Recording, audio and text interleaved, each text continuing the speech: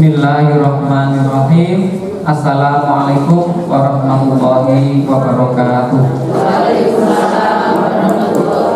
Alhamdulillahilladzi hadana lihada wa ma kunna linahtadiya laula an hadana Allah.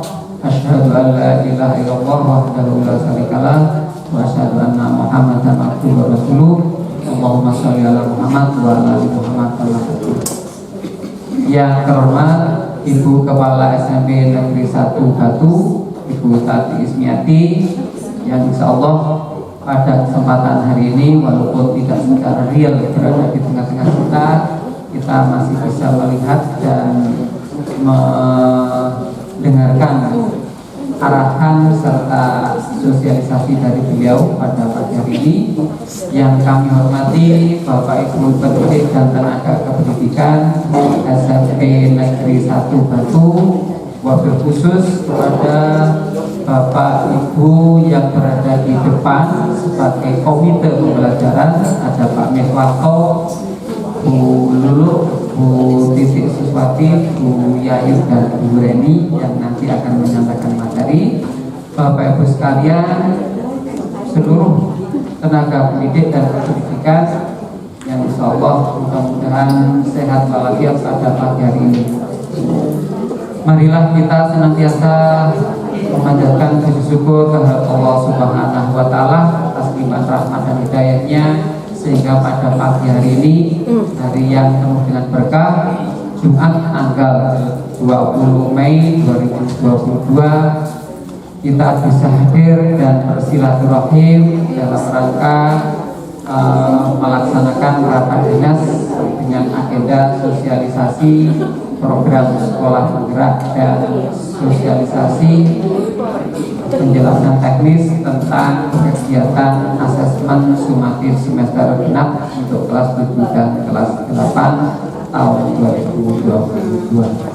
Bapak-Ibu sekalian, langsung saja marilah acara rapat dinas pada pagi hari ini kita awali dengan berdoa sesuai dengan agama dan kepercayaan kita masing-masing. Berdoa, disilakan.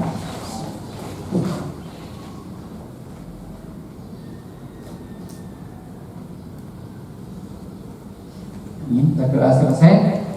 Susunan acara pada pagi hari ini, yang pertama adalah pengarahan sekaligus sosialisasi dari Ibu Kepala SMP Negeri 1 Batu, dilanjutkan dengan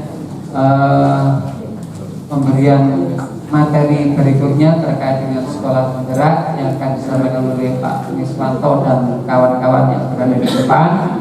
Dan yang ketiga adalah informasi terkait dengan asesmen sumatif semester genap oleh Ibu Rahma Agustina MPD, sekaligus sebagai koordinator kurikulum. Yang keempat adalah lain-lain, dan terakhir penutup.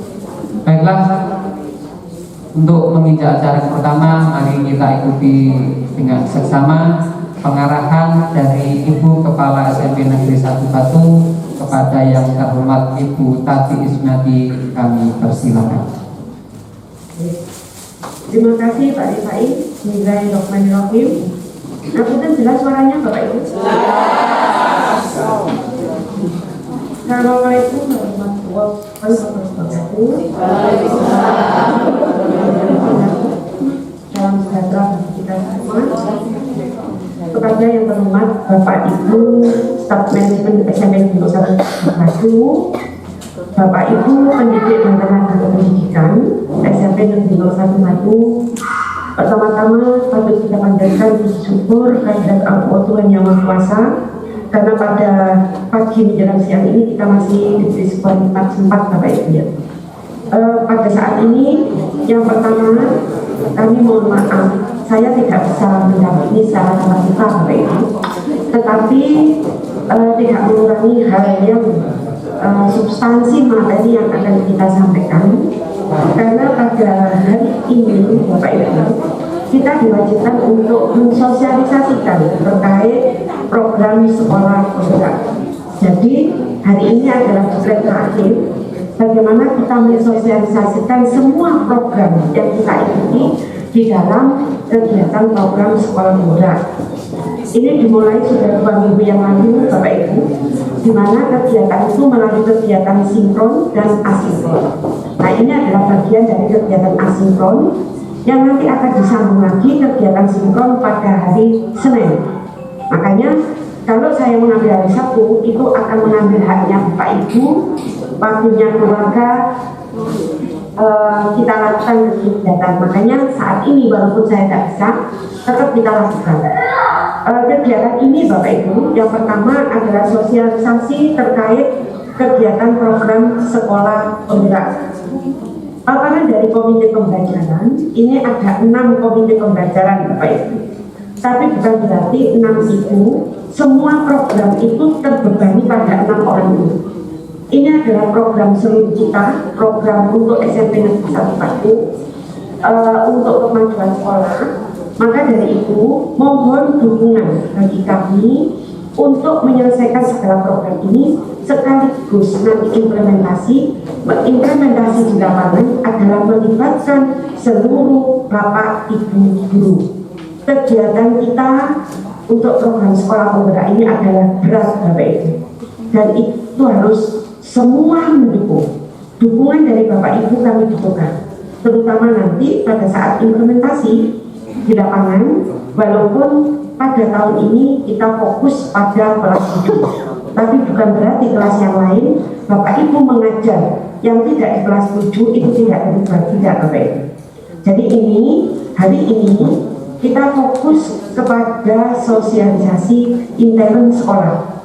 Tapi hari ini yang tidak hadir, tadi sudah ada yang japri ke saya, Bu Chandra, karena ada kegiatan sekaligus Bun juga ada kegiatan. Maka nanti akan kami undang sendiri. Ini wajib Bapak Ibu hadir.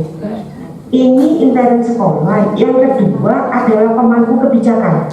Kita akan membuat suatu acara besar tentang sosialisasi ini yang melibatkan dinas pendidikan, melibatkan komite, juga melibatkan dewan pendidikan, juga melibatkan pemangku kebijakan yang lain. Jadi nanti ini yang karena kita punya tempat yang kecil di ruang aula itu tidak memungkinkan, maka kita menggunakan ruang multi. Jadi secara bergantian. Nah, untuk itu Bapak Ibu, hari ini izinkan kami mensosialisasikan paparan yang ada secara bergantian. Nah, nanti segala pertanyaan itu nanti pada acara terakhir ya Bapak Ibu ini. Nah, yang kedua, Bapak Ibu nanti akan mendapatkan tayangan video. Kami mohon Bapak Ibu membuat suatu umpan balik atau refleksi dari tayangan video yang Bapak Ibu saksikan. Nah, masing-masing nanti dari komite pembelajaran itu kami butuh 5 guru yang akan kita pilih. 5 guru itu siapa? Nanti bergantian ya Bapak Ibu. Mungkin saat ini Bapak Ibu tidak ketemuan, tapi nanti berikutnya akan ketemuan. Jadi semuanya itu nanti akan berperan serta terhadap program sekolah kita. Alhamdulillah Bapak Ibu, walaupun kita di angkatan kedua, tetapi nanti diharapkan semua sekolah yang tidak ikut program ini harus mengikuti kurikulum merdeka secara mandiri. Alhamdulillah kita ikut di program ini, berarti ada fasilitasi, juga ada pendampingan, ada intervensi dari dinas pendidikan terhadap kemajuan atau terhadap pelaksanaan kurikulum merdeka di sekolah kita. Jadi untuk itu Bapak Ibu, implementasi nanti dimulai dari penyusunan kurikulum, termasuk refleksi terhadap visi misi kita yang sudah ada. Apakah itu perlu diadaptasi terkait dengan perubahan paradigma?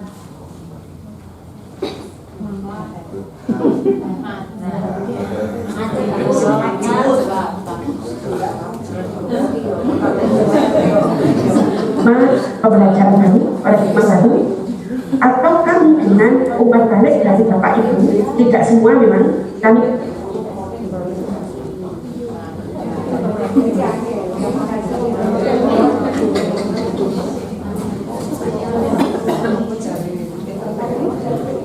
mohon maaf suara saya dari semua itu yang masuk ada 16 adaptasi. Nah, nanti saya sampaikan Bapak Ibu panduan siswa maupun guru sudah cantik. Halo? Kayaknya jaringan internetnya Pak ya?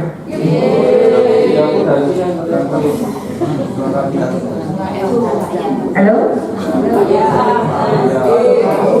Ya. Izinkan kami membuat share Pak Miswanto, tolong di share paparan dari panjenengan yang pertama Pak. Langsung dari Pak Usman aja, Pak Miswanto, Pak Miswanto. Yang tidak bisa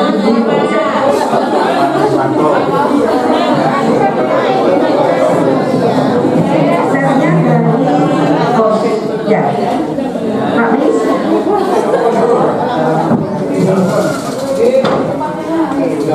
Sudah lihat apa Pak? Pak Jaki, kenapa ngambil gini?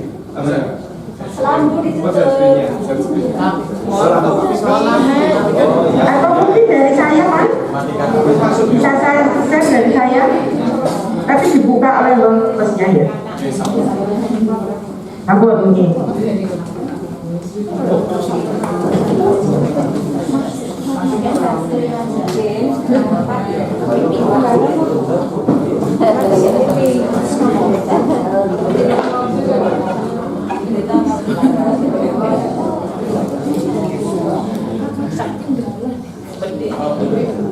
Berarti sampun jadi co-host, nggih.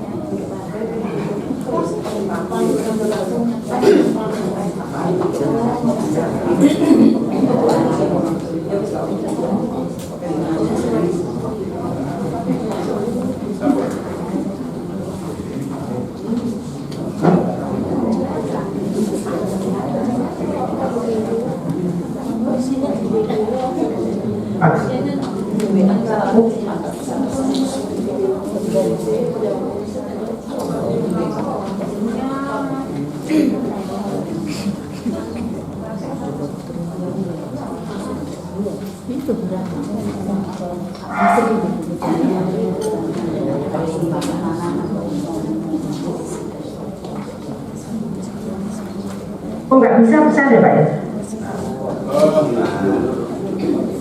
Ya. Giginya masih. Halo? Oke. Belum kelihatan kan? Mas. Powerpoint-nya belum dibuka. Iya. Apa lewat punya saya aja? Oke. Apa ini?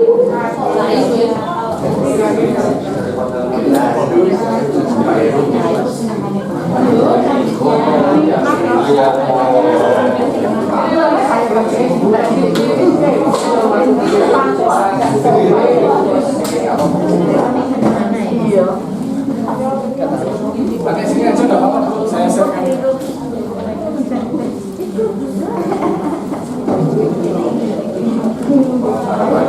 Tapi pakai gitu ini Pak. Yang dikirim Pak. Misal ada.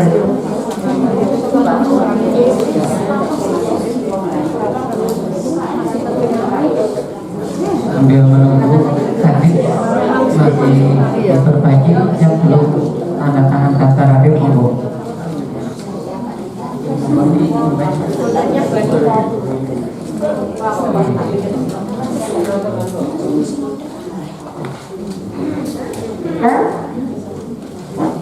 Sampun Bu. Sama Pak.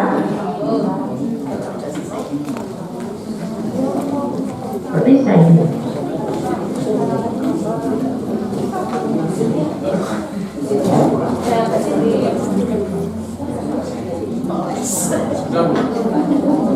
Oke, ya.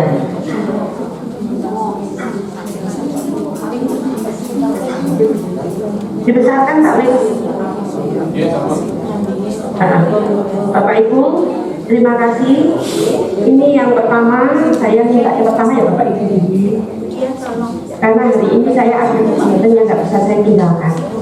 Pertama yaitu sosialisasi sekolah penggerak Merdeka Belajar dan kurikulum Merdeka oleh Komite Pembelajaran Sekolah Penggerak SMP Negeri 01 Batu. Monggo Pak Mis. Tapi yang berikutnya ya, kita di dalam sekolah penggerak Bapak Ibu ini diharapkan bahwa setiap sekolah itu bisa melaksanakan sekolah penggerak. Wajib bagi sekolah yang sudah seperti kita, yaitu mengikuti program sekolah penggerak. Seperti yang sudah saya sampaikan, bahwa di dalam program sekolah penggerak di Kota Batu sudah 2 angkatan, berarti otomatis yang ada pendampingan intervensi dari dinas pendidikan itu ada 4 sekolah di SMP Bapak Ibu ya. SMP 1, SMP 3, SMP 4 dan SMP Muhammadiyah 8. Nah, makanya untuk itu dengan adanya kurikulum Merdeka kita siap untuk mengubah bagaimana, yaitu mengubah Pak Menis, bahwa kita harus paham bahwa pendidikan itu sejatinya adalah dapat mengantar murid untuk mencapai suatu keselamatan dan kebahagiaan. Inilah filosofi pendidikan Bapak Ibu. Jadi diharapkan anak-anak dengan melalui pendidikan ini dia bisa bahagia, bisa selamat, katakan bahagia itu minimal bahagia untuk dirinya sendiri, sehingga bisa mencapai suatu keselamatan dan bisa mencapai suatu kesejahteraan. Kalau dia bahagia, maka dia akan bisa membahagiakan orang lain. Tidak mungkin bisa membahagiakan orang lain kalau dirinya tidak bahagia. Itu prinsip sejatinya pendidikan yang ada di kurikulum Merdeka. Nah, next, Amin. Berikutnya, mungkin kita menyadari bahwa zaman yang kita hadapi dulu dengan zaman anak-anak itu adalah berubah. Murid hidup pada zaman dan keadaan yang berbeda dengan kita. Untuk itu, kita sebagai istilahnya ujung tombak keberhasilan pendidikan, maka kita harus siap untuk berubah. Dalam arti apa? Bahwa kita mengikuti kurikulum. Kurikulum yang baik adalah kurikulum yang sesuai dengan zamannya. Melalui kurikulum ini Bapak Ibu, murid atau siswa itu dibentuk dari titik awal hingga akhir. Nah, next Pak. Kemerdekaan murid dalam belajar itu adalah kunci untuk mencapai tujuan pendidikan yang mengantarkan keselamatan dan kebahagiaan. Jadi Bapak Ibu, di dalam kurikulum Merdeka ini kita berorientasi pada panduan atau pada pedoman kita, yaitu sebagai Bapak Pendidikan adalah filosofi dari Ki Hajar Dewantara. Next Pak. Nah, Ki Hajar Dewantara itu mempunyai semboyan Bapak Ibu yang sering kita gunakan, yaitu Engan Sosu Turodo. Di depan ini kita sebagai pendidik adalah bisa memberikan contoh. Madion Bangun Karso, di tengah adalah untuk memberi semangat. Sukuri Handayani, artinya di belakang kita harus mampu memberikan dorongan. Artinya apa ini Bapak Ibu? Filosofi dari pendidikan karakter Ki Hajar Dewantara itu ada 4 karakter. Adanya pengolahan hati, pengolahan rasa, olah pikir, dan olahraga. Olah hati berarti artinya bahwa individu memiliki kerohanian mendalam, yaitu beriman dan bertakwa serta berakhlak mulia. Sedangkan olah karsa adalah individu itu dengan integritas moral, rasa, berkesinambungan dan berkebudayaan, artinya berkesenian juga dan berkebudayaan. Olah pikir ini yang sering kita terpaku di sini Bapak Ibu. Jadi aspek kognitif, pengetahuan individu dengan keunggulan akademis sebagai hasil pembelajaran. Nah, yang terakhir adalah olahraga. Jadi anak itu ada olah pikirnya, ada olah rasanya, ada olah hatinya. Yang terakhir adalah olahraga.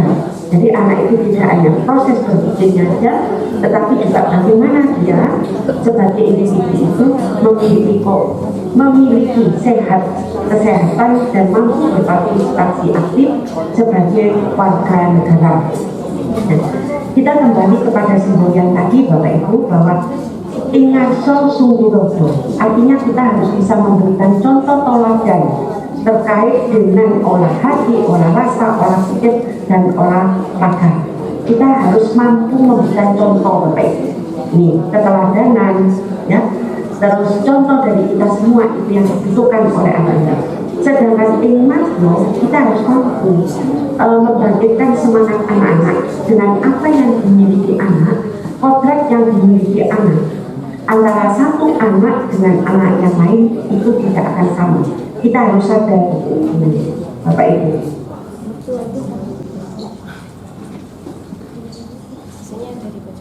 Sedangkan di belakang kita memberikan dorongan, kemampuan yang dimiliki itu bisa berjalan optimal. Ya, istilahnya kita dengan daya upaya semaksimal mungkin bisa mendorong anak-anak itu untuk mengekspor kompetensi yang dimiliki. Next, Pak Miss. Berikutnya, next. Nah, ini pendidikan menurut dari Diajar Dewantara, Bapak Ibu, bahwa pendidikan itu adalah tempat persemaiannya segala jenis kebudayaan yang hidup dalam masyarakat bangsa. Nah, pengajaran dan pendidikan itu adalah memerdekakan manusia sebagai anggota persatuan atau rakyat. Jadi kita itu harus memerdekakan Bapak Ibu, anak-anak ini dengan prinsip asesmen trikon, yaitu artinya adalah kontinuitif atau kontinu, konvergensi,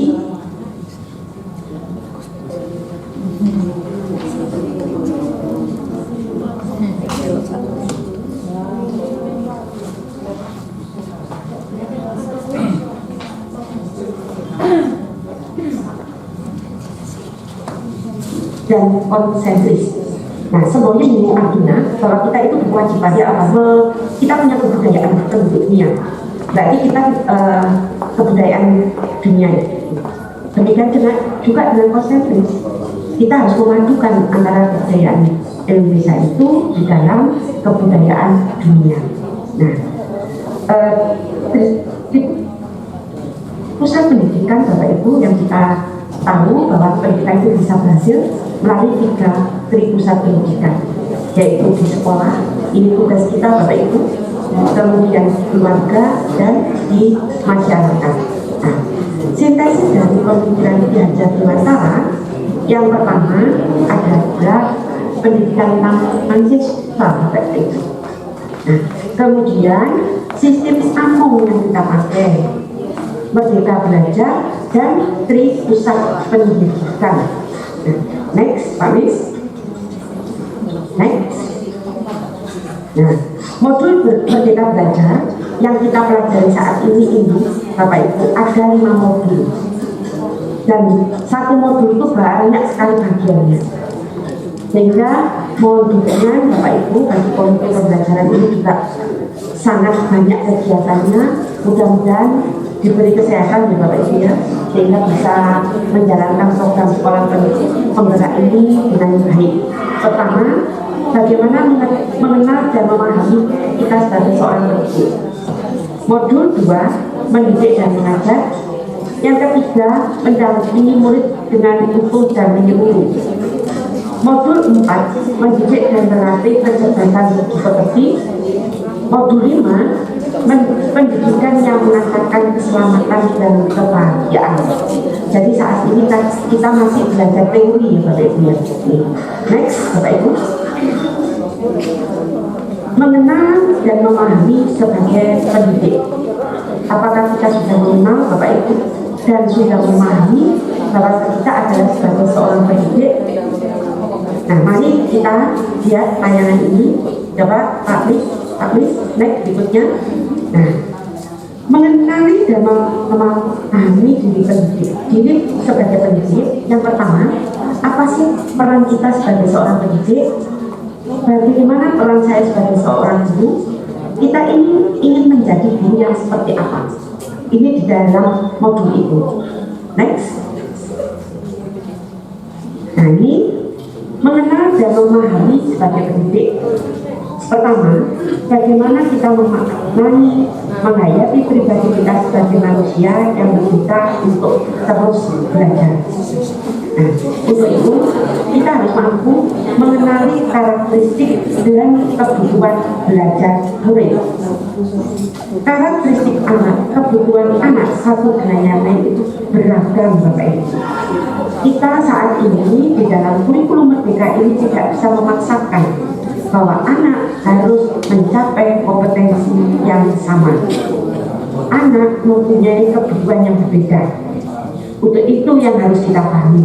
Untuk itu kita sebagai pendidik itu menuntun tugas kita ini adalah menuntun, memberikan tuntunan tumbuh dan hidupnya kekuatan kodrat yang ada pada anak-anak, agar mereka dapat mencapai keselamatan dan kebahagiaan yang setinggi-tingginya sebagai manusia individu maupun sebagai anggota masyarakat.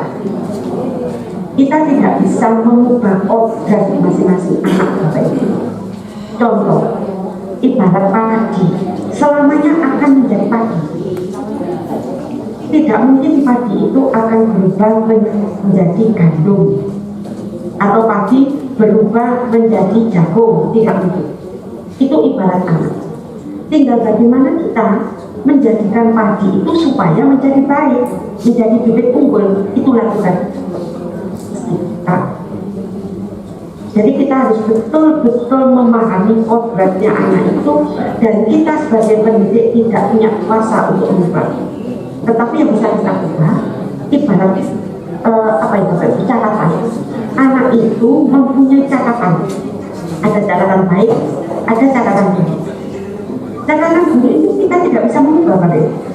Tetapi yang kita bisa ubah adalah catatan buruk itu kita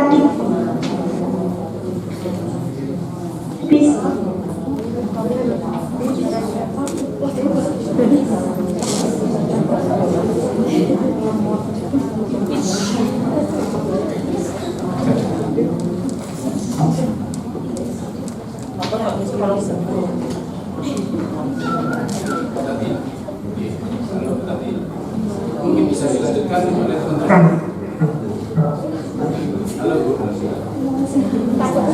Kita kembalikan pada catatan yang baik, inilah sifat kita, sehingga bisa menimbang itu.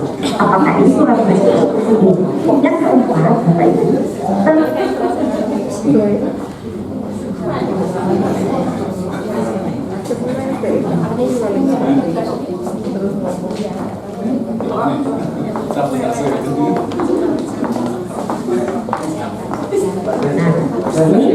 mohon maaf Bapak Ibu, rupanya sinyalnya sinyal saya apa sinyal Corona Anda?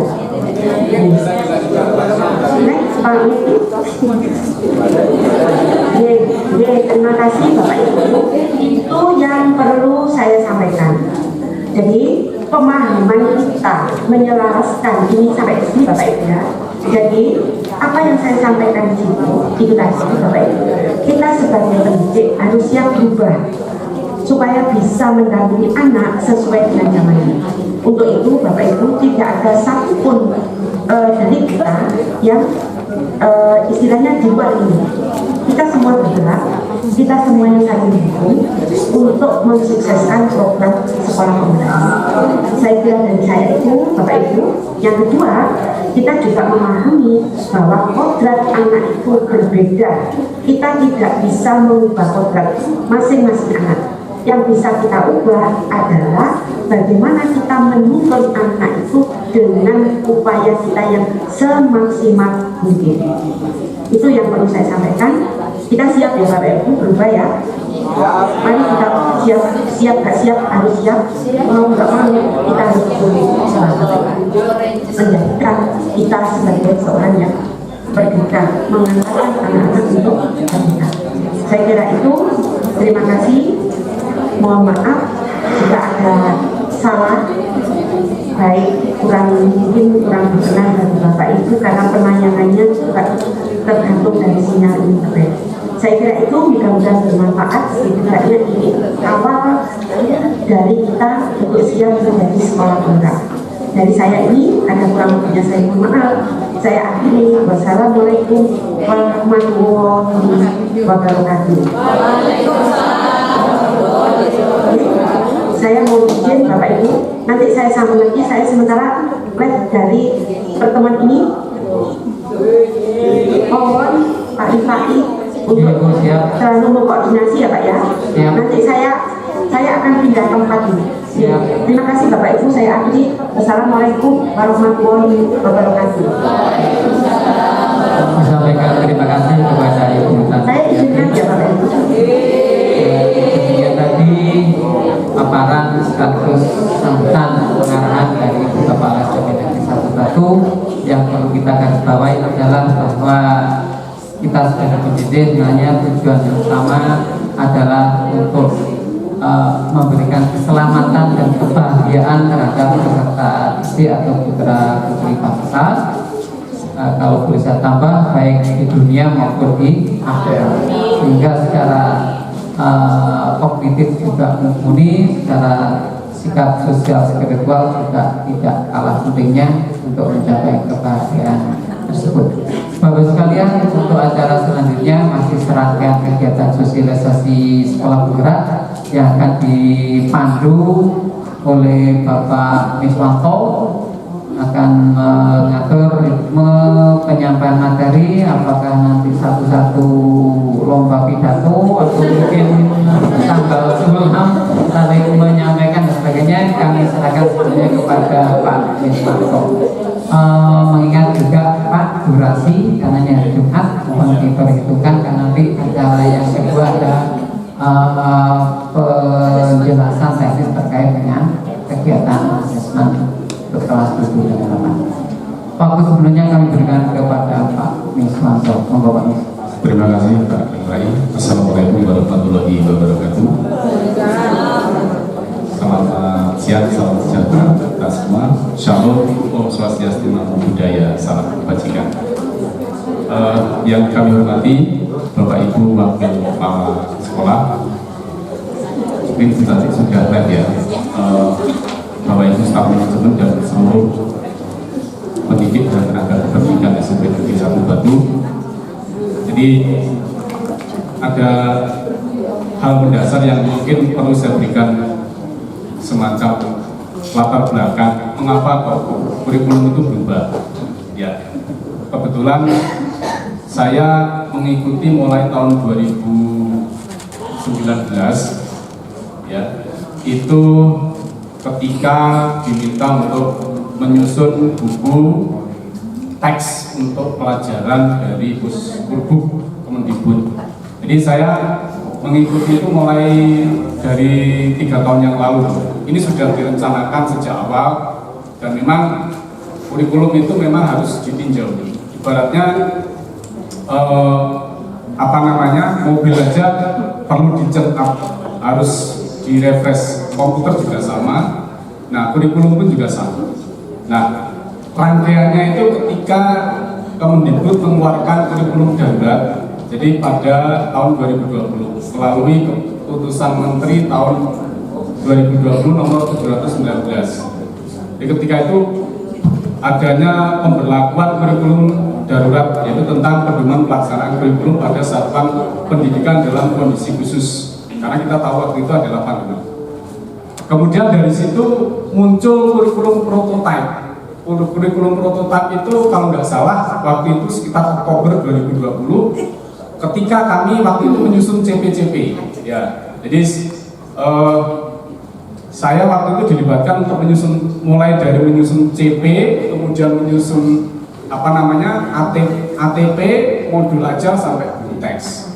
Nah, sehingga pada saat sudah selesai semua.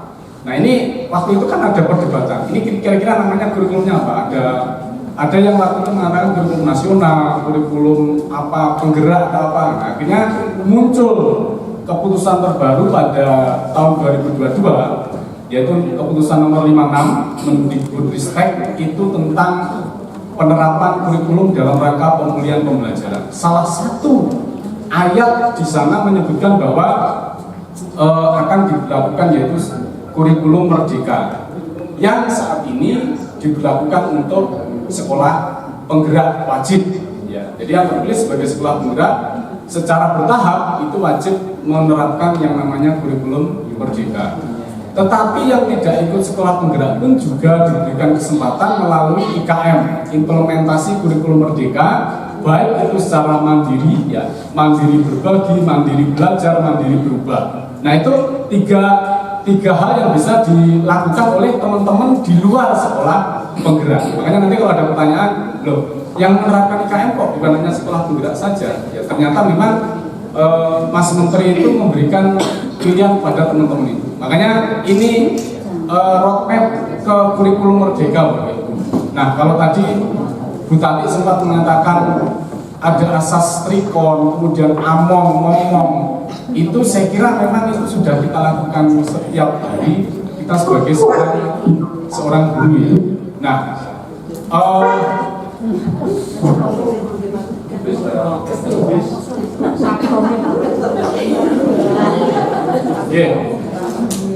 selama pandemi mungkin kita melaksanakan pembelajaran secara daring ataupun mungkin secara blended, Bapak Ibu, ya.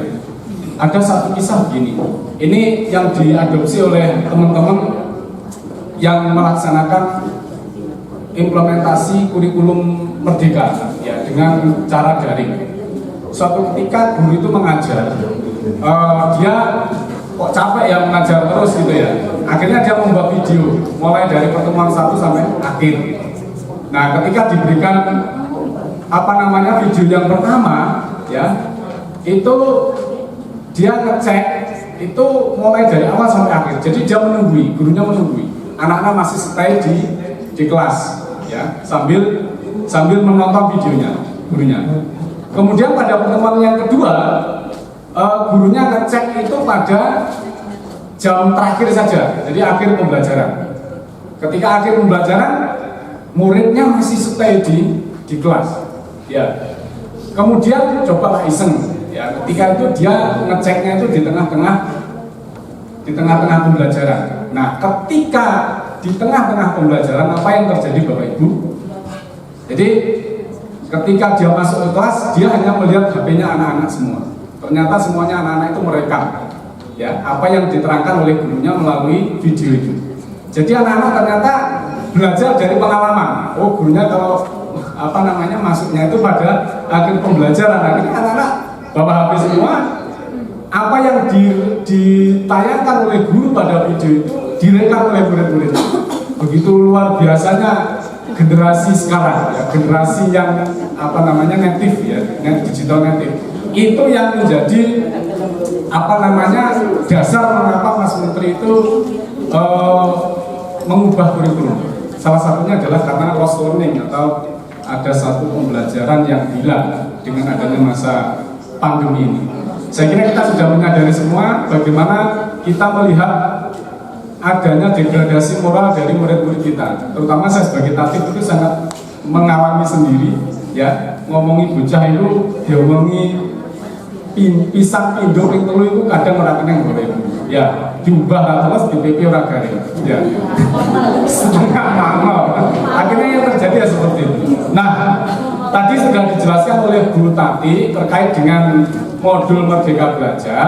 Ini akan disambung nanti teman-teman ya terkait dengan modul ada 2 modul nanti yang kira-kira akan kita belajari bersama-sama. Apa yang kita pelajari nanti juga akan penjenengan pelajari. Tadi sudah disampaikan oleh Bu Tati di awal, kami sudah menyiapkan slide yang mana di setiap slide itu ada videonya Bapak Ibu ya. Nah, kemudian setelah video itu ada umpan balik yang perlu kita berikan. Nah, dari umpan balik itulah nanti dari komite pembelajaran akan merangkai semuanya. Kemudian kira-kira setelah dari umpan balik atau feedback yang penjenengan berikan itu, kita nanti menyusun rencana strategis untuk sekolah penggerak itu kira-kira seperti apa. Tentu nanti juga akan koordinasi dengan kurikulum, kemudian kesiswaan dan semua komponen, staff manajemen dan semua Bapak Ibu guru yang ada di SMP Negeri 1 Batu. Oke, selanjutnya ini terkait dengan modul 1, monggo dilanjutkan dulu ya. Monggo dulu. Kita tepuk tangan dulu sebentar ya. Kita dulu Bapak. Terima kasih kesempatannya. Assalamualaikum warahmatullahi wabarakatuh. Bapak Ibu, kami memulai pelatihan komite pembelajaran sekolah penggerak dari sekitar minggu lalu melalui daring selama 3 hari. Kemudian sekarang ini kami berada di mode asinkron belajar melalui platform Merdeka Mengajar. Platform Merdeka Mengajar bisa di-download di Google Play. Jadi sebenarnya kita semua bisa belajar. Di situ ada fitur perangkat mengajar, asesmen, pelatihan mandiri, bukti karya. Jadi kita semua bisa mengakses dari situ. Asesmen ada untuk SMP sampai SD, SMP sampai SMA. Kemudian yang kami pelajari saat ini adalah sesuai modul, yaitu pelatihan mandiri yang terdiri dari banyak modul yang berupa video. Jadi kami berkejar-kejaran dengan waktu selama 10 hari sampai tanggal 23 untuk menyelesaikan modul berupa video, menyelesaikan tugas di LMS, dan ada post test juga. Jadi sosialisasi ini adalah sebuah aksi nyata dari setiap modul yang kami pelajari. Mohon dukungan dan doa bagi semoga kami bisa menyelesaikan dengan baik. Melanjutkan dari Bu Tati tadi, yang kedua adalah apa peran saya sebagai guru. Tentunya sebelum kita menjadi seorang guru, kita sudah punya cita-cita sejak kita sekolah. Saya ingin menjadi guru. Nah, apa sih yang mendasari keinginan kita? Perlu kita kembalikan lagi kepada diri kita. Yang pertama, peran kita sebagai seorang guru diawali dari memahami diri kita sendiri. Di masa pembelajaran saat ini dengan pada saat kita sekolah sangat-sangat jauh berbeda. Kita tidak bisa menyamakan metode pengajaran kita dengan metode zaman kita sekolah dulu. Tentunya saya sendiri juga berefleksi, ternyata juga sama. Jadi yang pertama, kita harus selalu menyelaraskan peran kita sebagai guru dengan konteks murid dan zaman. Jadi murid kita kepandaiannya sekarang ada di generasi digital natif yang mahir menggunakan gadget, laptop, dan pandai mengakses alat informasi dari internet. Bagaimana kita bisa menyelaraskannya? Tentunya kita harus selalu punya tekad untuk belajar dan belajar. Yang kedua, kita memerankan sebagai guru membekali murid dengan pengetahuan, keterampilan, dan sikap untuk terus belajar. Kita menuntun murid untuk menjadi pembelajar sepanjang hayat. Jadi belajar bukan hanya di sekolah, bukan hanya di bangku sekolah, tapi belajar juga masih berlanjut ketika mereka lulus dari sekolah, belajar di kehidupan sehari-hari di masyarakat. Yang berikutnya, peran kita mendampingi murid untuk memahami dan mencapai tujuan belajar. Setiap murid adalah individu yang berbeda karakteristik, berbeda segalanya. Jadi di era pembelajaran kurikulum paradigma baru, kita harus bisa berusaha mengenali karakteristik murid dengan berbagai cara, mungkin melalui asesmen diagnostik sebelum pembelajaran, sehingga mampu memahami bagaimana sih karakteristik murid yang satu dengan yang lain. Dari sekian banyak murid, kita harus berusaha. Kemudian ada filosofi bahwa kehidupan yang kita alami saat ini adalah dari hasil pendidikan Bapak Ibu guru dan orang tua kita dahulu. Jadi membentuk sebuah peradaban dan kebudayaan baru. Pendidikan pada hakikatnya adalah membentuk kebudayaan dan peradaban baru melalui peserta didik. Mungkin itu yang dapat saya sampaikan. Kami lanjutkan kepada Bu Titik. Saya akhiri. Assalamualaikum warahmatullahi wabarakatuh. Terima kasih Mas kepada Ibu.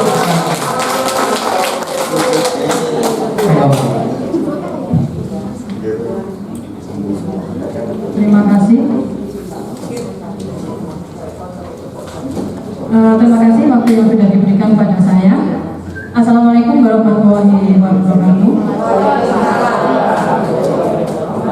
Ya, sebenarnya semua tadi sudah terawali dari Ibu Kepala Sekolah kita, yang saat itu beliau memang sudah memflorkan semuanya. Cuma di sini saya ingin menambahkan saja di bidang capaian pembelajaran.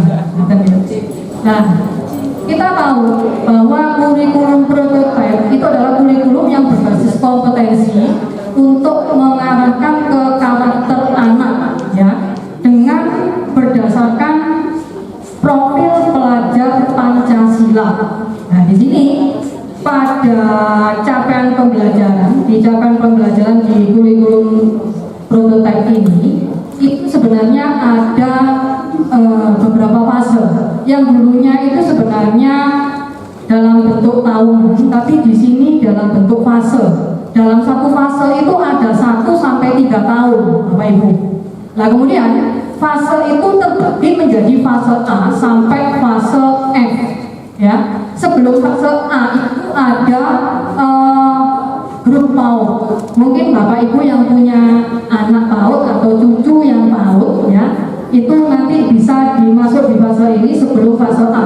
Kalau fase A itu dari SD kelas 1 dan kelas 2, fase B dari SD kelas 3 dan kelas 4, fase C 5-6. Kemudian fase D ada di anak-anak kita SMP, ya. Fase D itu kelas 7, 8 dan kelas 9. Fase E ada di SMA kelas 10 dan 11, dan fase F-nya itu ada di SMA kelas 12. Nah, seperti itu Bapak Ibu fondasinya.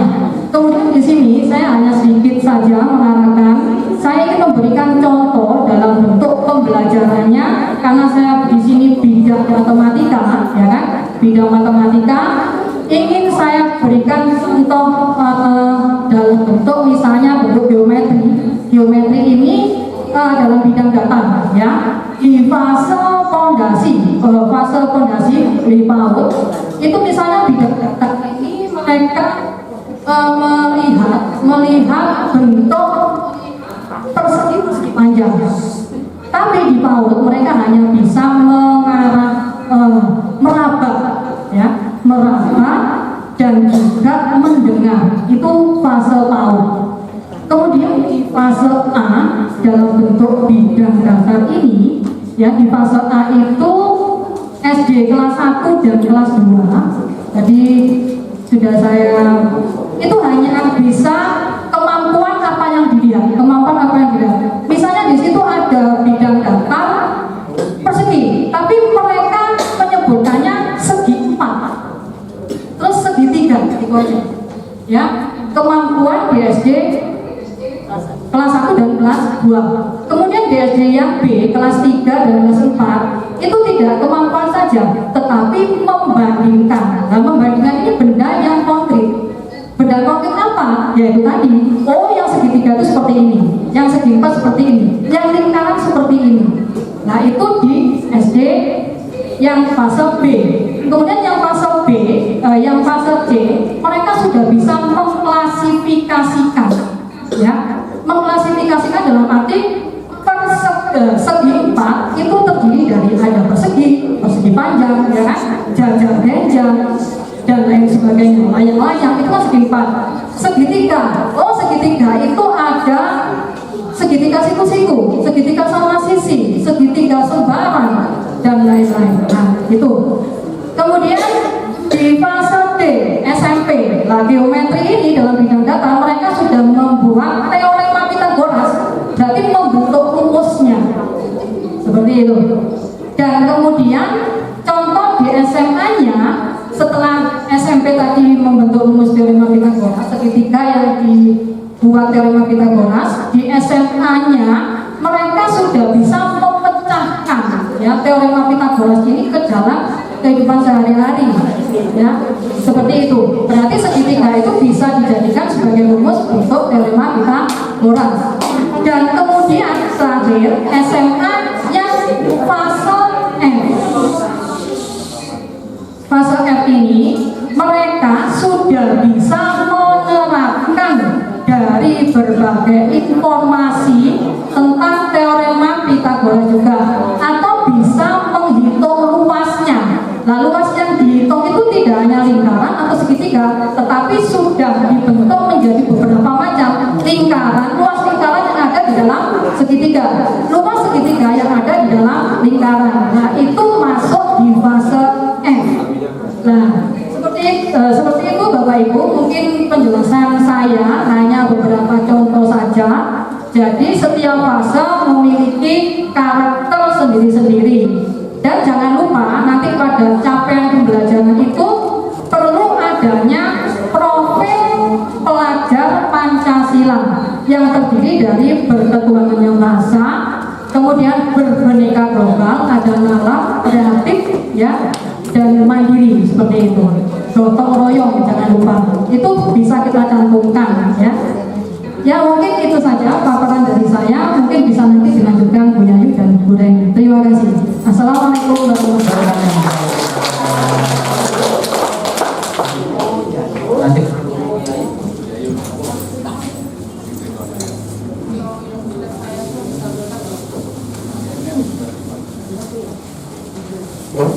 Terima kasih waktu yang diberikan kepada kami. Assalamualaikum warahmatullahi wabarakatuh. Mohon maaf ya Bapak Ibu sebelumnya, kami di sini hanya sedikit memberikan wawasan karena kami yang awal tahu mungkin seperti itu, karena belum ada prosesnya kita belajar secara mandiri, belum ada penguatan karena kita masih meraba-raba sendiri. Nah ini yang kita peroleh. Jadi nanti Bapak Ibu akan diberikan video semua dari konten yang kami pelajari, sama seperti yang kami lakukan. Kami memahami dari video dan kita membantu meringkaskan dalam bentuk PPT yang jadi tayangan saat ini. Di sini kami hanya ingin menggarisbawahi dari yang tadi disampaikan tadi tentang prinsip-prinsip dari paradigma baru. Ternyata di sini saya jujur selaku guru ini ya, literasinya sangat kurang sekali. Karena apa? Karena yang saya tahu dari Ki Hajarewantoro itu hanya 3 BPK itu aja, 3 semboyan itu aja.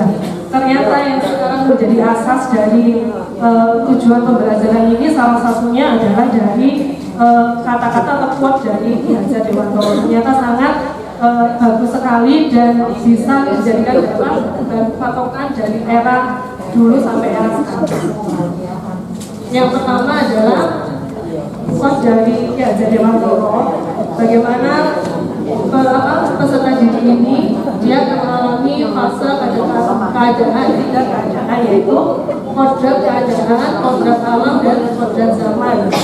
Jadi pendidikan yang ada saat ini bagaimana memposisikan peserta didik ini sesuai dengan kodrat alam dan kodrat zamannya. Untuk kodrat alam masalahnya ini berkaitan dengan sifat dan bentuk lingkungan di mana mereka berada. Contohnya kalau misalkan kita di Kota Batu, karena kita topografisnya ini berada di daerah longgingan, daerah yang banyak flora faunanya, karakteristiknya di pegunungan seperti ini, maka bagaimana kita mengajar kepada siswa kebutuhan yang ada di daerah sekitarnya. Kalau misalkan siswa ingin mengetahui tentang ekosistem di laut, itu hanya sebatas pengetahuan, mereka tahu aja, tapi bagaimana dia bisa mengelola yang ada di sekitarnya, jadi sesuai dengan kebutuhan siswa. Yang berikutnya adalah kodrat zaman. Kodrat zaman adalah bagian dasar pendidikan murid yang berkesinambungan elemen antara isi dan iramanya. Jadi ini dikaitkan dengan perkembangan zaman saat ini, di mana siswa ini bisa berselancar langsung mencari informasi lebih pintar daripada kita. Seperti anak saya sendiri, kalau matematika dia langsung ke aplikasi Canva, 5 menit selesai karena di forum dan ketemu jawabannya semuanya.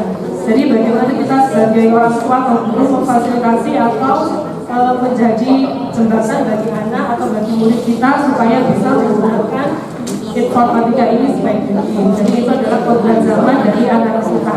Ini adalah salah satu quote dari Ki Hajar Dewantara kalau siswa itu berada pada kodrat alam dan kodrat zaman. Selanjutnya ada prinsip atau prinsip yang mendasari perkembangan pendidikan saat ini adalah dengan asas trikon. Tadi sudah disebutkan dengan tadi. Yang pertama adalah continue, jadi pengembangan yang secara berkesinambungan dilakukan terus-menerus dengan perencanaan yang baik. Tadi sudah disampaikan oleh Bu Tati, FOCT ada capaian yang harus kita berikan kepada anak-anak. Jadi awal nanti dengan semua ini kita sebagai guru akan menentukan tujuan dari pembelajaran kita ini apa. Ya, kalau dulu kan ada KIKD seperti itu, nanti juga ada namanya capaian pembelajaran. Dari capaian pembelajaran ini kita akan turunkan menjadi alur pembelajaran. Dari alur pembelajaran kita turunkan menjadi tujuan pembelajaran sampai menjadi modul utuh di mana anak-anak bisa mengikuti pembelajaran itu. Dan yang terakhir peran kita adalah membimbing murid untuk refleksi pengalaman belajar. Ini seperti pengalaman saya kemarin di anak-anak kelas 9 ya. Jadi ketika selesai praktikum di situ ada setelah membuat laporan praktikum ada yang namanya kesimpulan, ada yang namanya refleksi. Jadi anak-anak di sini bingung membedakan mana kesimpulan, mana refleksi. Jadi kesimpulannya diisi dari praktikum ini saya bisa memahami tentang listrik. Jadi saya arahkan di situ, ini bukan kesimpulan namanya. Ini adalah refleksi kalian. Apa yang sudah kalian pelajari, apa yang belum kalian pelajari, mana yang ingin kalian pelajari lebih lanjut, itu adalah namanya refleksi. Jadi nanti kita juga akan merefleksi semua pembelajaran yang kita lakukan pada murid kita. Setelah itu refleksinya itu harus sesegera mungkin kita tidak lanjuti. Tapi di sini karena kondisi keadaan, karena mungkin kesibukan kita sendiri, jadi koreksi itu menumpuk sampai terjadi sampai pertemuan berikutnya. Jadi tindak lanjutnya ini tidak ada. Harusnya yang ideal itu setelah refleksi ada tindak lanjut sesegera mungkin. Itu yang kedua adalah konvergen dan konsentris. Jadi kita boleh terbuka kritis dengan perkembangan zaman yang ada, tetapi kita tidak boleh melupakan kebudayaan kita sendiri. Mungkin itu yang bisa kami sampaikan, mungkin nanti bisa diambil oleh Bu Heni. Kami hari, wassalamualaikum warahmatullahi wabarakatuh. Yang jelas, moga berhasil. Oh ya, terima kasih Bapak Ibu untuk waktunya. Assalamualaikum warahmatullahi wabarakatuh. Terima kasih. Saya rasa hampir semuanya global sudah disampaikan mulai dari Bu Tati sampai dengan Bu Yayu tadi. Saya hanya menambahkan dan memberikan penguatan yang sekiranya dalam kurikulum Merdeka ini ada yang beberapa yang belum tersampaikan. Yang pertama itu capaian pembelajaran Pak. Nantinya kompetensi inti dan kompetensi dasar dulu di K13 namanya itu sekarang berubah menjadi capaian pembelajaran. Seperti itu Bapak Ibu. Capaian pembelajaran nanti harus mengandung ranah 3, sikap, pengetahuan, dan keterampilan. Itu dijadikan satu. Dan pembelajarannya, kurikulum materinya akan menjadi esensial esensial saja dan kompetensi inti saja. Di sini saya akan memberikan contoh, misalkan setelah capaian pembelajaran, kemudian akan menjadi alur pembelajaran. Nah, akan menjadikan indikator pembelajaran yang nantinya kalau kita sudah disampaikan Bu tadi bahwa di tingkat SMP nanti adalah masuk di fase D. Ya, mulai jenjang kelas 7 sampai kelas 9 itu akan masuk fase D. Jadi pembelajaran itu mulai dari fase A sampai fase F yang sudah disampaikan tadi, mulai materi awal sampai nanti anak-anak akan menjadikan membuat karya sesuatu. Dan ini nanti capaian pembelajaran itu juga akan kontekstual dengan kehidupan anak sehari-hari. Tadi sudah disampaikan Pak Mek bahwa anak-anak sekarang itu sudah ada digital native ya, generasi digital native. Jadi mungkin kita sebagai Bapak Ibu guru juga bisa merefleksi diri dengan cara memberikan pembelajaran yang sesuai dengan kebutuhan murid dan karakteristik murid. Misalkan pembelajarannya diawali dengan kontekstual, misalkan bahasa Inggris saya mengajarkan greeting card. Kalau saya kaitkan dengan kontekstual, misalkan saya memberi contoh gambar-gambar atau tayangan-tayangan video tentang ulang tahun atau mungkin ada pemenangan lomba, kemudian saya kaitkan dengan kehidupan sehari-hari. Kenapa kalian belajar seperti itu? Lah, kita kaitkan dengan situasi seperti itu bahwa kita perlu memberikan ucapan kepada anak-anak yang berprestasi atau yang mendapatkan kemenangan, atau mungkin ada yang saat-saat anak-anak ulang tahun kita memberikan ucapan lah. Mungkin di situasi tersebut kenapa kita belajar seperti itu dikaitkan dengan kontekstual kita sehari-hari seperti itu Bapak Ibu. Kemudian untuk anak-anak yang digital native kita perlu pembelajaran disesuaikan dengan kebutuhan anak, berarti kita harus memberikan pembelajaran yang sesuai yang disukai anak. Dulu 10 tahun yang lalu anak-anak tidak hanya buku teks saja kita belajar buku teks atau mungkin dari perpustakaan, dari majalah. Untuk saat ini kita perlu belajar menyesuaikan kebutuhan anak, berarti kita harus menyesuaikan pembelajaran yang bermakna. Seperti apa? Misalkan kita pembelajarannya harus menggunakan permainan lewat game online atau mungkin quiz online, menggunakan misalkan boardwalk, atau mungkin misalkan bisa menggunakan link live worksheet yang dari online itu yang dikaitkan, yang disesuaikan dengan capaian pembelajaran kita. Seperti itu. Kemudian sesuai dengan karakteristik murid, berarti kita harus di awal pembelajaran kita harus tahu mana siswa yang mungkin tingkatannya tinggi, sedang, sampai anak-anak yang mungkin perlu kebutuhan khusus, kita perlu pendampingan. Jadi kita harus mengelompokkan siswa seperti itu. Disesuaikan dengan kurikulum Merdeka juga disampaikan bahwa pembelajaran diferensiasi juga harus kita lakukan. Seperti itu mungkin tambahan dari saya, semuanya sudah tersampaikan. Kemudian kita juga harus menguatkan siswa karena anak-anak sekarang di digital native, kita harus 6 dimensi profil pelajar Pancasila itu harus kita lakukan, mulai dari beriman dan bertakwa dan berakhlak mulia, kemudian bergotong royong, mampu berkolaborasi dengan temannya, kemudian mampu juga mandiri, kemudian berkebinekaan global, juga bernalar kritis dan kreatif. Disesuaikan dengan kodratnya anak, yaitu kodrat alam, keadaan, dan juga zaman. Terima kasih. Mohon maaf jika mungkin ada kekurangan. Wassalamualaikum warahmatullahi wabarakatuh.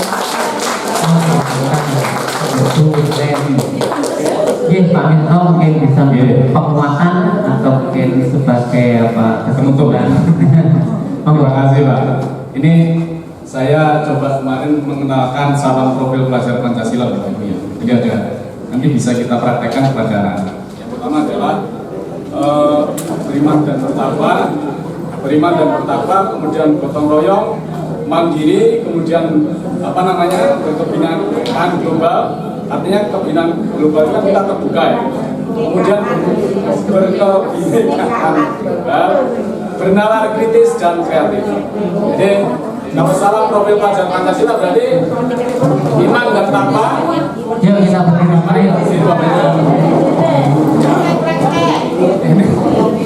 Profil pelajar Pancasila, iman dan takwa, bergotong royong, mandiri, berkebinekaan global, bernalar kritis dan kreatif. Ya. Sekali lagi Pak, mungkin belum didokumentasikan. Sekali lagi kita didokumentasikan. Sekali lagi Pak, Bapak ya. Salam profil pelajar Pancasila. Salam profil pelajar Pancasila. Iman dan tata. Mandiri. Berbagi dengan kita. Kreatif. Oke, terima kasih.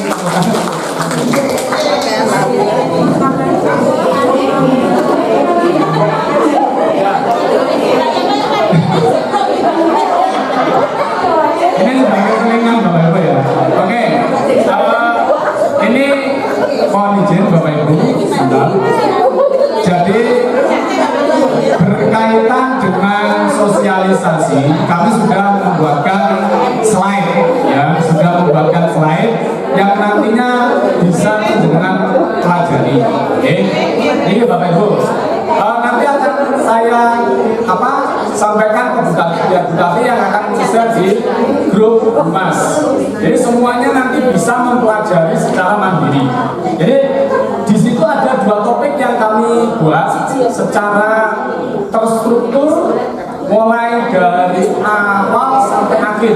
Dari masing-masing topik itu ada beberapa modul yang harus dipelajari. Nah, nanti penjenengan setelah dibagikan link oleh Bupati, nanti penjenengan kira-kira mempelajari begini Bapak Ibu ya. Jadi di slide nanti ada modul pelatihannya, misalnya ada 2, kurikulum dan pembelajaran paradigma baru. Nah, kemudian isinya apa? Ini. Kemudian materinya apa? Daftar materinya itu adalah misalnya tentang apa itu kurikulum, mengapa perlu diubah dan mengapa perlu diadaptasi. Kemudian penjelasannya dan ada videonya langsung dari instruktur kurikulum yang dari Kemendikbud. Jadi kemudian setelah Bapak Ibu menonton ini secara live ya, nah kemudian diharapkan nanti bisa memberikan umpan balik seperti tadi yang disampaikan Bu Tati ya. Jadi setelah menonton ada yang 1 kali video langsung diberikan umpan balik, ada yang beberapa video. Nah ini nanti ada umpan baliknya. Di sini nanti umpan baliknya ada sudah kami buatkan Google Docs. Silakan dipilih nanti ketika Google Form. Misalnya nama penjenengan, judul materi yang ditonton apa? Oh tentang kurikulum. Nah kemudian setelah Bapak Ibu menonton kurikulum, apa refleksi atau umpan balik yang Bapak Ibu bisa berikan? Nah nanti dari refleksi penjenengan yang penjenengan tulis, nanti dari komite pembelajaran akan mengelaborasi, kemudian artinya kami nanti bisa menyusun kira-kira kita menyusun renstra untuk sekolah penggerak seperti apa. Nanti kita komunikasikan kepada kurikulum, sekolah, kesiswaan, manajemen semuanya.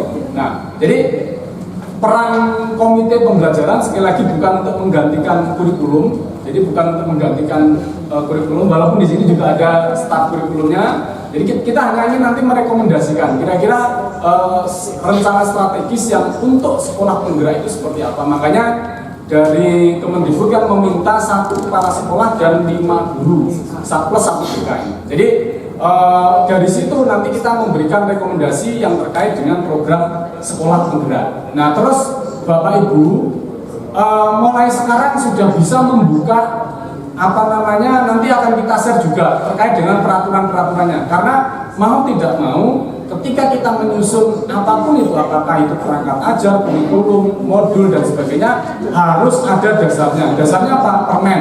Nah, permen itulah yang kita akan pelajari. Kita pelajari bersama-sama. Barangkali nanti dari komite pembelajaran itu ada materi atau yang belum kita baca, nanti penjenengan bisa memberikan umpan balik di sana. Artinya masukan, sebaiknya seperti ini. Kalau kemarin sudah dijelaskan oleh misalnya Bu Yayu, Bu Lulu, kemudian Bu Titi sama Bu Reni atau saya atau Bu Tati, itu ada yang kurang. Penjenengan bisa memberikan masukan melalui refleksi. Artinya apa? Kita belajar itu bukan dari komite pembelajaran itu yang paling pandai, tetapi kita harus berkolaborasi dengan semua. Karena tanpa itu saya yakin program sekolah penggerak ini tidak akan bisa berhasil. Ya, jadi kalau hanya kepala sekolahnya saja yang pintar, guru-gurunya tidak ikut berkolaborasi di sana, saya kira nonsen. Itu akan menjadi sesuatu hal yang mustahil untuk bisa berhasil. Jadi ada 2 nanti yang akan kita share melalui link, yaitu tentang Merdeka Belajar dan tentang topik kurikulum. Jadi setelah nanti kami share, penjenengan bisa memberikan umpan balik di sana. Jadi untuk umpan balik nanti yang ada gambar ini Bapak Ibu ya, ada gambar potlot sama buku. Jadi nanti diklik di situ nanti pada saat di link yang kita bagikan. Ya, saya kira karena kita semuanya sudah dewasa, kalau pendidikan dewasa itu namanya andragogi ya. Andragogi, saya kira kita bisa belajar mandiri melalui link ini karena di sana videonya sudah lengkap. Ya, yang penting jangan diselesaikan 1 hari Bapak Ibu. Saya pesan jangan diselesaikan 1 hari karena videonya itu banyak.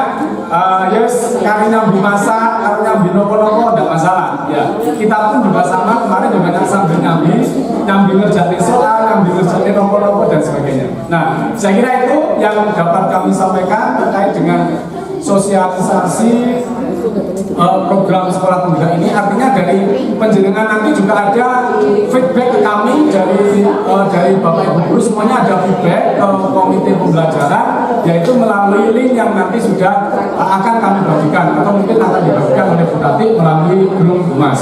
Oke. Semoga tidak ada pertanyaan ya. Ya, jadi harapan kami nanti tidak ada pertanyaan karena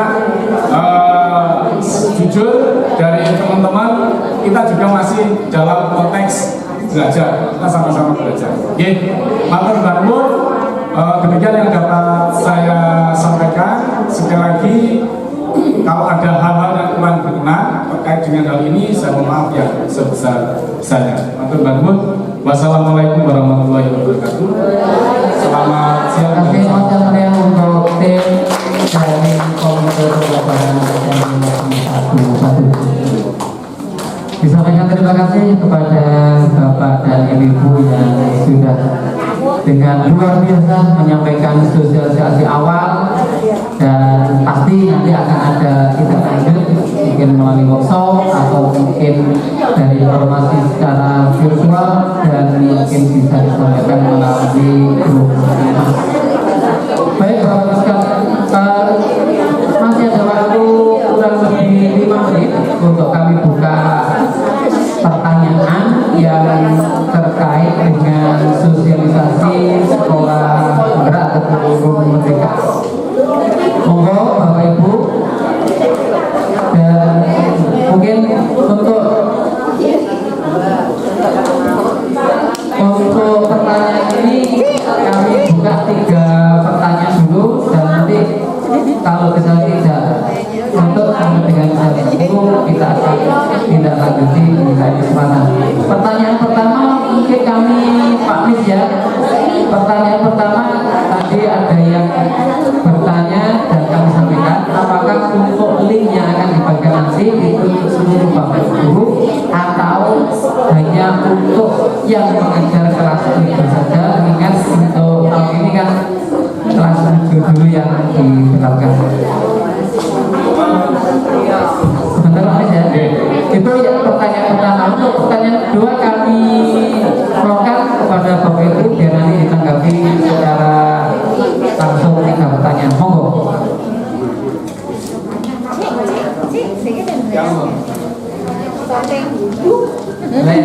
Sekarang saya buka. Monggo. Kuning. Mau bertanya? Silakan.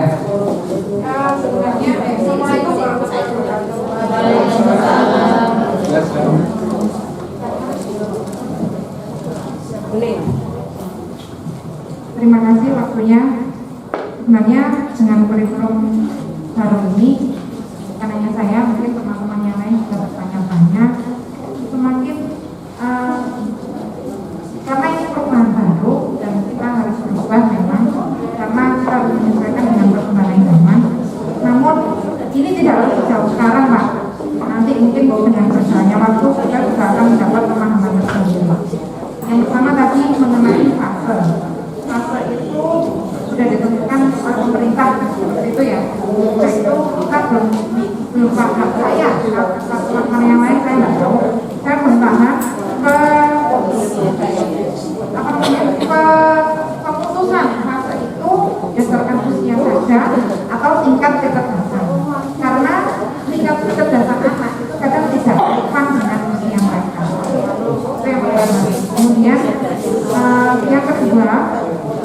tadi Bu Reni sudah mengucapkan kata diferensiasi. Setiap kelas nanti pasti akan mengalami yang namanya diferensiasi. Diferensiasinya ini bagaimana kita harus menyikapinya, apakah sekolah sudah siap mengatasi diferensiasi itu, yaitu perbedaan-perbedaan siswa, karena untuk menuju ke tahun pelajaran ini kita waktunya sudah dekat. Kemudian yang jadi beban lagi adalah bagaimana dengan perangkat mengajar kita, apakah sama, berubah, atau sudah disediakan terus sekolah kita atur sendiri atau bagaimana, itu yang belum paham. Dan sebenarnya masih banyak pertanyaan yang lain, tapi kita bisa berjalan karena waktunya sudah terima kasih. Kita dulu ya. Sudah nih? Ya. Itu jadi seperti yang saya sampaikan tadi bahwa ini adalah sosialisasi awal, pasti nanti akan ada tindak lanjut. Kami buka pertanyaan satu lagi sebelum dianggap. Jadi yang pertama dari saya tadi yang berwarna kuning, yang ketiga apa? Tidak ada. Baik, berarti cukup 2 pertanyaan. Monggo Pak Wiswanto mungkin nanti bisa menjawab. Oke, terima kasih. Yang terkait dengan Bapak Ibu, link tadi. Kalau link tadi karena itu sosialisasi, jadi kemarin kita merencanakan Bapak Ibu semuanya bisa menonton dan melihat video itu. Karena sosialisasi dan supaya nanti jadi artinya cepat atau lambat seluruh Bapak Ibu guru nanti mulai dari tahap pertama, tahun pertama itu kelas 7, tahun kedua itu kelas 8, tahun ketiga kelas 9. Cepat atau lambat kan semuanya nanti juga akan menerapkan kurikulum merdeka. Oleh karena itu kami berharap selain nanti dari 5 yang mungkin ditunjuk atau diminta oleh teman-teman dari komite pembelajaran, kami berharap Bapak Ibu bisa mempelajari slide yang sudah kami buat tadi. Ya, yang slide yang sudah kami buat. Artinya termasuk juga memberikan umpan balik walaupun tidak mengajar di kelas 7. Ya, kalau terkait dengan sasaran untuk pembuatan pengembangan dari CP itu kita tidak membuat Bapak Ibu ya. Jadi kami sampaikan capaian pembelajaran itu sudah dibuat berdasarkan Permendikbud nomor 56 tahun 2022. Nah, tugas kita nanti di kelas 7, guru kelas 7 adalah mengembangkan CP itu menjadi ATP ya, alur tujuan pembelajaran, kemudian menjadi tujuan pembelajaran, kemudian menjadi modul ajar. Jadi kita tidak membuat CP. Seperti K13 dulu, KIKD sudah ditetapkan oleh komisi. Tetapi kita di sana akan mengembangkan. Nah, kalau yang terkait dengan fase, jadi capaiannya itu berdasarkan permen itu bukan per tahun. Capaiannya itu adalah per fase, Bapak Ibu. Sekolah diberikan kemerdekaan yang seluas-luasnya, apakah nanti membagi fase itu capaiannya tadi misalnya per tahunnya itu saya bagi, kalau per fase itu ada misalnya 3 CP atau 4 CP misalnya, tahun pertama saya pakai 2 fase, tahun kedua 1 fase, tahun ketiga 1 fase, atau misalnya tahun pertama 1 fase, tahun kedua 1 fase, tahun ketiga itu 2 fase. Itu seluas-luasnya diberikan kepada sekolah. Contoh fase. Ya, jadi capaiannya nanti per fase. Nah, fase kenapa kok dibagi 3? Karena fase itu begini, berdasarkan perkembangan peserta didik, itu kan ada fase A, itu untuk kelas 1 sampai 3, fase B itu 4 sampai 6, fase C itu untuk SMP, fase D itu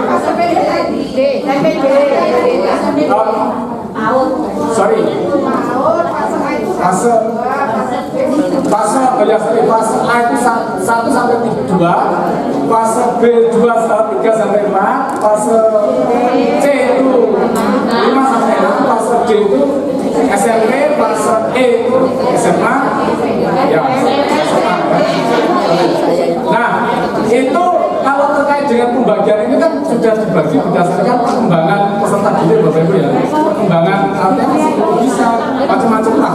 Kalau dulu awal saya waktu menyusun CP itu awalnya SD itu dibagi dua ya. Awalnya dibagi dua, kemudian dalam perkembangannya sekarang harus dibagi tiga ya. SMA itu dulu menjadi dua fase.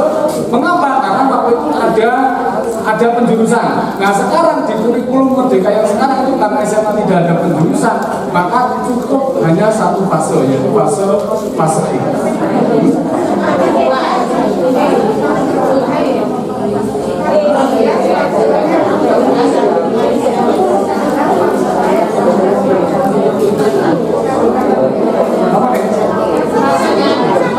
Di permen yang baru itu sudah dibaharui.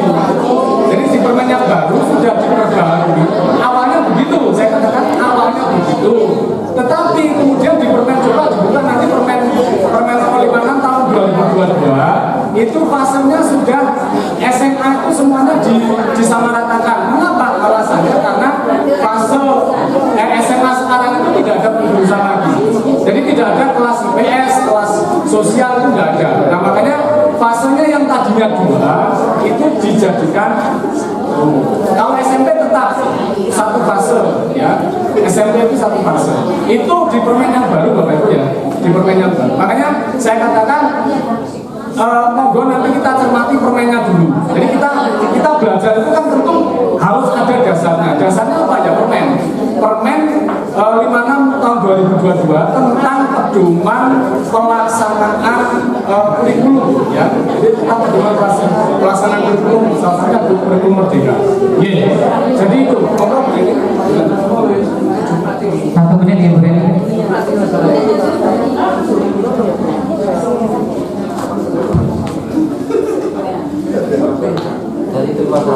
Terima kasih untuk waktunya. Saya akan menjawab, memberikan penguatan dari Bunek pertanyaannya pembelajaran diferensiasi tadi. Maksud pembelajaran diferensiasi itu adalah di awal pembelajaran kita akan mengawali pembelajaran itu bahwa kita harus tahu kemampuan masing-masing murid dengan cara memberikan assessment di awal dulu. Misalkan nanti sudah ketemu, oh anak yang si A ini masuk di kelompok high, mungkin yang ada yang di kelompok sedang, mungkin ada yang masih benar-benar belum bisa. Ya, jadi nanti saat proses pembelajaran kita anak-anak yang masih belum bisa itu mungkin pembelajaran yang sebelumnya mereka belum mampu melakukannya, kita bisa memberikan lagi di fase berikutnya seperti itu. Kemudian untuk anak-anak yang sedang mungkin kita akan menambahkan lagi pembelajarannya untuk kemudian anak-anak yang high kita sudah memberikan pengayaan lagi. Jadi intinya kita memberikan pembelajaran sesuai kebutuhan anak dan sesuai karakteristiknya siswa seperti itu. Intinya itu pembelajaran diferensiasi yang saya pahami.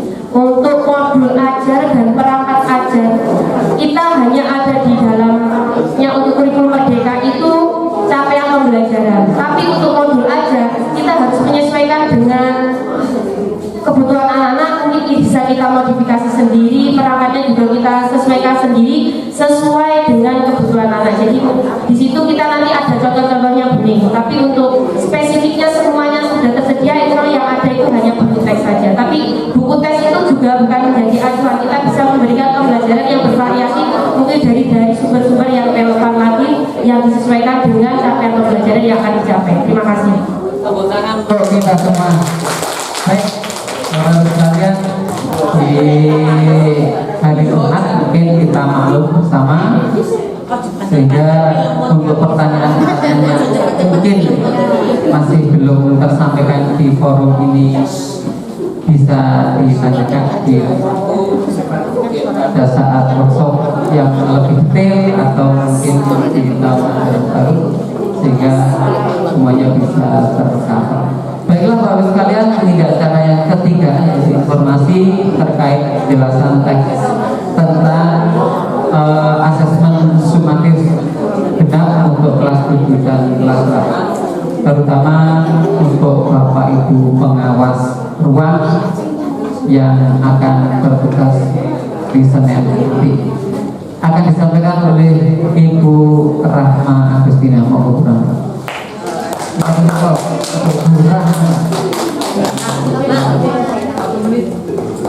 Bismillahirrahmanirrahim. Assalamualaikum warahmatullahi wabarakatuh. Jam di saya 10.04. Saya berjanji 10 lebih 10 panjenengan sudah keluar. Ini kami fokuskan, sebelumnya kami terima kasih kepada tim Komite Pendidikan. Bapak Ibu, mohon doanya supaya di sekolah kita ini berkah, kurikulum merdekanya supaya barokah. Karena kalau saya pribadi mengkhawatirkan ini kurang bisa menjadi sukses kalau kita tidak menjalin komunikasi yang baik, terutama dengan orang tua, itu saja. Koordinasi pengawas, ini kami fokuskan ke pengawas bagi Bapak Ibu yang sampun mengampu di kelas 9 sakit kipas-kipas. Tapi sambil mempersiapkan untuk anak-anak kita yang sekarang kelas 8 dan kelas 9, ini tantangannya akan lebih mudah, luar biasa. Baiklah, untuk yang pertama untuk jadwal ujian seperti itu, kita masuk jam 7:30 karena harapan nanti Bapak Ibu pengampu nanti bisa rampung di jam 7:15. Kami baca ini saja. Yang jauh dalam satu ruangan kita bagi dalam 20 ruangan. Satu ruangan terdiri dari 2 jam. Kelas 7 sama kelas 8. Di mana kelas 7? Kelas 7 ada di posisi sebelah kiri panjenengan. Jadi kalau kita menghadap ke anak-anak kelas 7 itu yang sebelah kiri. 7, 8, begitu nggih. Jadi nanti kalau misalnya mengajarkan absen supaya lebih enak. Itu yang pertama. Yang kedua, anak-anak menggunakan perangkat ujian apa saja. Boleh pakai HP, boleh laptop, boleh tablet kalau punya. Nah, harus dalam kondisi terisi baterai penuh. Kemarin ketika gladi ketahuan anak-anak ada yang nggak bawa tas dan sebagainya. Jadi mohon untuk ibu dan bapak wali kelas, karena bapaknya cuma satu, Pak Uda saja. Ibu-ibu dan bapak wali kelas itu menginformasikan ke anak-anak baterai harus penuh dan harus ada kuota. Harus ada kuota internet, ini penting. Kemudian yang ketiga, di dalam ruangan sudah kita sediakan kabel. Jadi tidak ada alasan anak-anak bingung untuk cari casesan. Insya Allah di kelas sudah ada kabelnya. Tinggal kalau misalnya butuh untuk narik lebih panjang, monggo dikondisikan di pabrik masing-masing. Dan anak-anak bawa casenya. Yang keempat, bagi anak-anak tidak memiliki perangkat. Kemarin ada di data kami di Gunung ada 2 anak memang tidak punya HP. Satu HP-nya dijual ibunya, satu HP-nya dipakai adiknya. Kalau sudah seperti ini ya sudah, kami tidak bisa mau dikasih uangnya banyak. Kemudian bisa melaksanakan bilako. Di data kami ada 2 anak. Kemudian bagi khususnya untuk yang putrinya Bu Juliati, Ananda Aura Kades bisa di ruang tatip ke ruang guru supaya tidak usah naik ke atas. Jadi nanti di kelas 8F ada 1 anak yang akan kosong, anaknya di bawah, gitu deh. Jadi tidak usah. Kemudian pengawas menggunakan seragam apa? Ketika konsultasi ke Pak Volka, batik saja ya. Nah, batik bebas. Ruang ujian seperti ini, sepertinya tidak usah saya bacakan, nanti panjenengan bisa memersani di jadwal masing-masing, begitu. Ini yang agak berbeda ya. Jadi nanti kurang bagus. Jadi nanti pengawas rawu kemana Bu? Ruangan pengawas ada di ruang guru. Setelah sampai di ruang guru bagaimana? Jam 7.20 boleh mengambil map administrasi di kurikulum. Sudah kami siapkan daftar hadirnya, panjenengan nggak usah isi nama anaknya, nggak usah isi jam berapa, nggak usah isi nama panjenengan, jadi sudah disiapkan semua tim kurikulum, tinggal tanpa akses saja, gitu ya. Yang kedua, nanti untuk kartu ujian mohon diserahkan ke anak-anak. Nah, jadi anak-anak membawa kartu ujian sama di mejanya sudah ada kalau ujian. Kenapa ini kita lakukan? Agar tercipta aura ujian. Gitu, tercipta aura ujian. Karena anak-anak sudah lama tidak ujian di sekolah. Kemudian tas ditaruh di mana? Di kolom meja. Di kolom meja masing-masing. Gitu ya. Kemudian jangan lupa doa sebelum ujian, dan yang paling penting token ujian akan kami informasikan di grup. Jadi setiap mata pelajaran nanti ada tokennya, kami akan sampaikan kita share di grup. Bisa disampaikan ke anak-anak. Setelah selesai ujian, ini ada yang berbeda Bapak Ibu. Jadi selesai ujian, anak-anak akan submit all and finish. Ini penting. Di screenshot, kemudian dikirimkan ke tim seperti biasa. Tim ini wajib. Ini untuk mengurangi yang namanya progress. Jadi nilainya anak-anak tidak bisa masuk ke sistem. Itu yang pertama. Yang kedua, setelah screenshot dan kirim, anak-anak lapor ke Bapak Ibu. Lapor ke Bapak Ibu, dan Bapak Ibu kami mohon untuk menuliskan nilainya di daftar hadir agar terjadi komunikasi antara anak-anak dan pengawas. Saya sudah selesai menemu pirode 70, mohon Ibu catat gitu ya. Meskipun kami di sistem juga sudah bisa merekam gitu. Jadi seperti itu, dan anak-anak tetap mengisi daftar hadir secara online. Jadi daftar hadirnya dua, nanti ada daftar hadir yang secara fisik, yang kedua daftar hadir secara online juga upload submit all and finish. Jadi yang terakhir anak-anak mengumpulkan kartu ujian. Nah, untuk poin 3 dan 4 dilaksanakan pada waktu jam 2 saja. Jadi mengumpulkan kartu ujian dan juga doa pada jam terakhir gitu, insya Allah. Ini akan kami sampaikan di grup wali kelas sampai nanti disampaikan kepada anak-anak kita dan kita. Insya Allah sudah terbiasa, tinggal yang berbeda hanya anak harus lapor kepada Bapak Ibu pengawas. Langkah kelas material tepat jam. Saya bisa sedikit. Anak saya kan ada 2 kali yang memberikan token pada kelas kurikulum atau pengawas juga. Panitia ya. Khusus untuk anak-anak tersebut panitia. Sama juga anak-anak yang ada di laptop. Untuk anak-anak yang dapat diperbolehkan membawa laptop, HP atau 2 HP. Karena mungkin nanti ada anak yang membawa kemungkinan membawa laptop sama HP tethering, atau dia membawa 2 HP. Ini alasannya mungkin nanti untuk cadangan atau gimana. Ini diperbolehkan apa enggak? Belum. Atau 3 HP nggak apa. Anak-anak sekarang itu ya.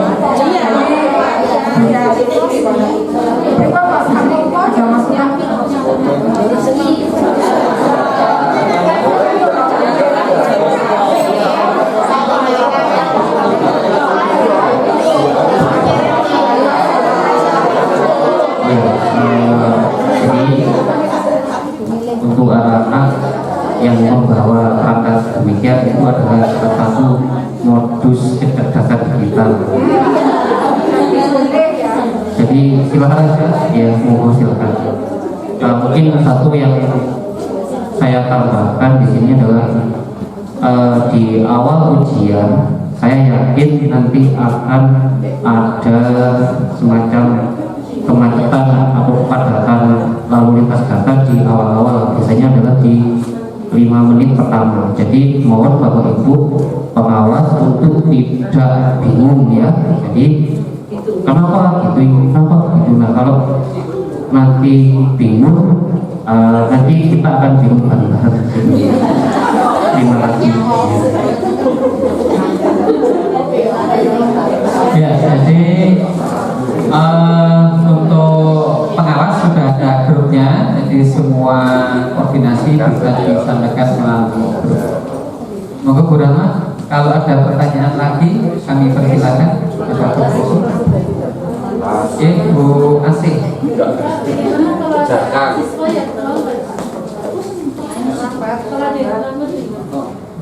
Siswa yang terlambat gimana? Seperti prosedur yang kemarin, jadi siswa yang terlambat akan ke ruang sekretariat dulu. Nanti sekretariat akan memberikan dari panitia memberikan semacam kitir gitu. Surat izin masuk, kitir kecil gitu. Ujian. Ya.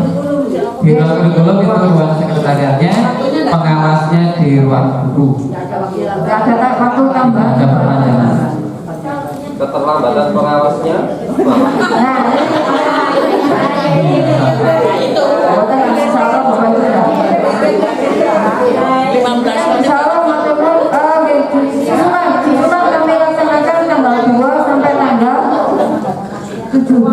Tanggal 2 sampai tanggal 7.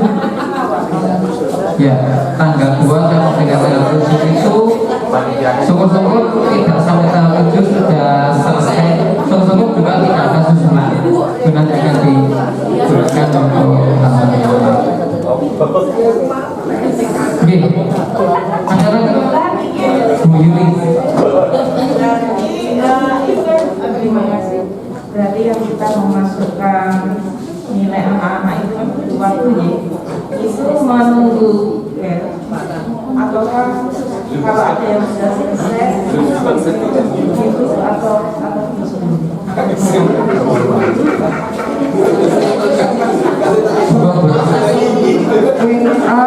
agar tidak terjadi kepadatan dalam laporan. Kalau anak sudah selesai dan waktunya lebih, misalnya begini, waktunya kan 90 menit. Jadi kalau anak-anak sudah selesai 70 menit, enggak apa-apa. Jadi sudah selesai, kelihatan fisik-fisik, sudah selesai laporan sampai bicara perawatan. Agar tidak numpuk di sana. Pulangnya itu juga Bapak Ibu, pulangnya itu juga. Karena waktunya sudah dihitung, jadi tidak terlalu lama dan tidak terlalu pendek. Matur nggih, mohon maaf dari saya, semoga panjenengan semua sehat selalu, diberkahi pada umur yang barokah. Kita semua dari sehat. Assalamualaikum warahmatullahi wabarakatuh.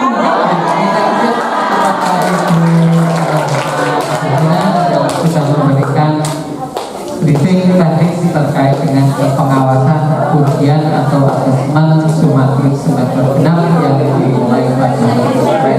Perlu kami tambahkan, nanti ada bel besok, ada bel mulai mengerjakan, ada bel 10 menit sebelum selesai mengerjakan, dan ada bel uang ujian yang akan tersetting secara otomatis di speaker yang dipusatkan sentralnya ada di ruang guru.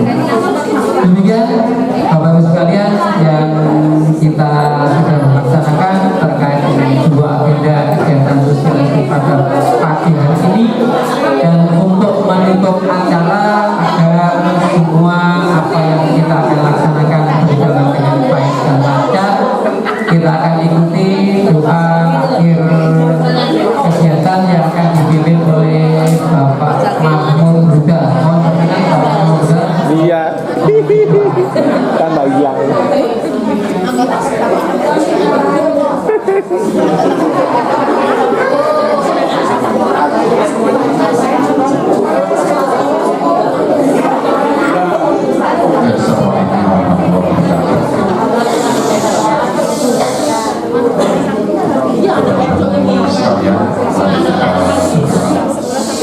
Mudah-mudahan semua kegiatan yang kita laksanakan, yang akan kita lakukan, mulai asesmen dan lain sebagainya bisa berjalan lancar